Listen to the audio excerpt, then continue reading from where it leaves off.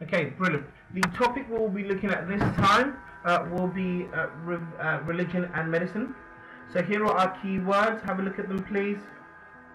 Conscience, free will, Hippocratic oath, medical ethics, sanctity of life, and quality of life. So have a look at those keywords. Write down the meaning of those keywords, what each and every single one of them mean. Please pause the video at this point and play back once you've written all the keywords down. Okay, the main issue that comes up in this topic is the idea of sanctity of life versus quality of life. Please make sure you use these keywords in your exam because they are important. Sanctity of life is a religious idea, and it's the idea that life is sacred, it has worth, it has value. And quality of life relates that it depends how good your life is, and that depends on how much value people will ascribe your life. So if you look at these two quotes in the blue and the red, the blue is from the Bible and the red is from the Quran.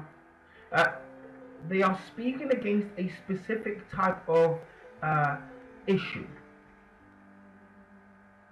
and they both support the sanctity of life, in that they both all promote the preservation of life, whether it's IVF, euthanasia, abortions.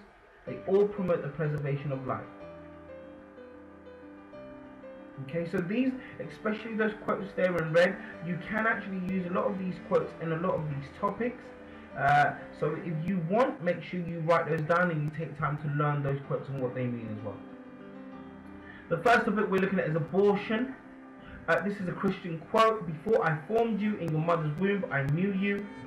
And the second one, "Children are an inheritance from the Lord." So what you're going to tell me now is, how do these quotes relate to the topic? Do they support or are they against abortions? Now if you look at the Islamic one, "Take not a life that Allah has made sacred." It's the same question. Is it for or against abortion? Make sure you write down one of these quotes, one for each religion, and you memorize it, because this is the quote you will be using when you're explaining religious views on abortion. Now on the screen are two alternative views.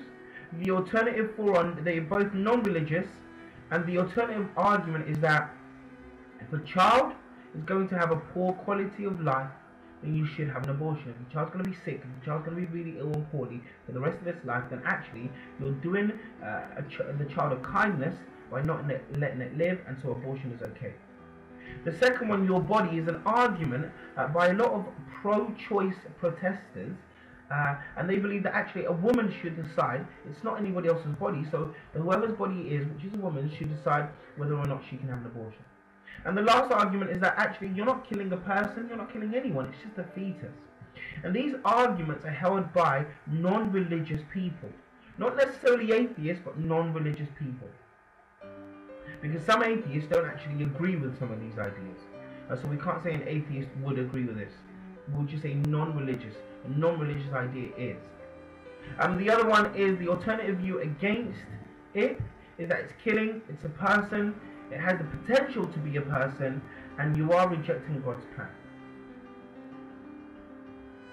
So make sure you're confident with the religious views and which you're going to use for your alternative. Now the second topic is euthanasia. If you don't know what euthanasia is, please pause the video now and go and find out. Okay, the first quote, "Thou shalt not kill and love your neighbor." It's very straightforward. However, the second quote has been used to support euthanasia. Some liberal Christians, not conservative Christians, but liberal Christians, have said, well, if I love my neighbor like I love myself, if I love my neighbor and I see them in pain, then wouldn't I perform euthanasia? But a conservative Christian would never agree with that, neither would a Roman Catholic. An Islamic quote, "Take not a life which Allah has made sacred." Allah is the one who gave you life, and He ordained you to die. And again, what does that infer about euthanasia? Can we go and perform euthanasia? Are we allowed according to those quotes? Please write down one of these quotes. You will be using them in the exam as your religious opinion. Now these two alternative views, they say that, well, it's your life, so you can do whatever you want with it. We let animals die when we see them in pain, so why don't we do the same for human beings? And it's a waste of money to keep somebody who's alive who's eventually going to die instead of just letting them die. So those are your alternative views for euthanasia.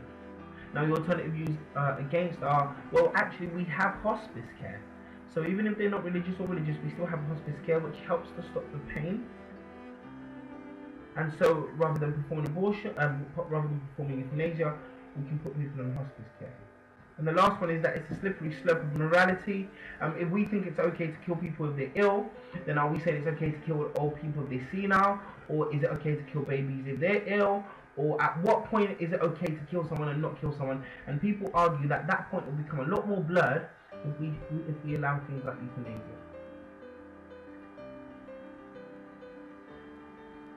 Okay, now I'd like you to practice the 6-mark question. I want you to pause this video now and practice this 6-mark question.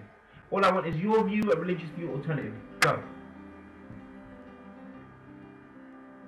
Okay, if you're playing this video now, then I assume that you've practiced the question. Please bring it to myself, Miss Marlowe, Mr. Odgawa, or Mr. Samuels, and we'll have a look at it for you and briefly mark it. And the next topic is IVF. You should all know what IVF is. If you don't, go on Google, find out. Now the Christian quote for this topic is, be fruitful and multiply. So with IVF, some Christians argue that actually, because God said be fruitful and multiply, if I can't have a child, then IVF is a way to help me have a child. And therefore I should do IVF because it will help me to have a child, which is obeying what God said in the Bible. Muslims believe that only God creates. He creates what He wills, and He leaves childless whom He wills. And therefore, if God leaves childless whom He wills and creates who He wills, only He has the choice to give you a child and give you a baby. If He doesn't, then you must pray to Him and ask Him. If He still doesn't, then you must accept His will. Also, the alternative views, these are non-religious, argue that actually it's God's plan. If you go against, if you go and perform IVF, you are going against God's will for you not to have a baby. You can't have it the natural way. Some people argue that it's definitely not natural and so it's not right. Some people believe that actually instead of stressing out for a baby, you should go and adopt. There are lots of people out there who don't have, lots of babies out there who don't have homes, go and adopt one. And the last argument is when you perform IVF and you freeze the sperm and the egg once they fertilize, you destroy lots of embryos that are not needed later on, and so that's murder according to Roman Catholic. An alternative view 4, you get to have your own child. As a couple, you get to bring up a child, and that's a wonderful thing to do. So again, look at these quotes. What do they imply about religious views towards IVF? Now the last one is organ donation. Okay, if you don't know what it is, go and find out what it is on Google very quickly. The quotes are simple. Love your neighbor as you love yourself, and do unto others as you would have them do unto you. If you would love your neighbor as you love yourself, if you do unto others as you want them to do unto you, then organ donation is not a bad thing, because if you were in that situation, you would want someone to do it for you. This is a general Christian view. Not many Christians agree with this idea. They believe it's good, it's charitable, it's a righteous act to do to save somebody else's life. In the Quran it says, if anyone saved a life, it will be as though he has saved the life of the whole people. Therefore they would agree with organ donation and believe it's okay because you're saving someone's life. An argument for organ donation is that you are saving a life. And another argument for is that you don't necessarily need organ donation, you can find another way. An alternative against, we'll look at the bottom 2. God's plan. If you have an organ donation, you're going against God's plan because maybe God wants you to die, but you are going against God's plan. And last but not least, it's not natural to put somebody else's heart, lungs, eyes, hands, whatever it may be, inside your own body. It's theirs, and so it should stay in their body. I want you to have a look at these quotes, 8-mark questions. Practice them. Have a go. Once you've done that, give the answers or the questions to myself, Mr. Morgan, Miss Marlowe, or Mr. Odgawa, and we'll mark it for you. Make sure you practice these. Make sure you focus on answering the actual question. Don't waffle about euthanasia or about the topic or about this. Answer the question that is in front of you. Make sure you give your religious views and religious quotes.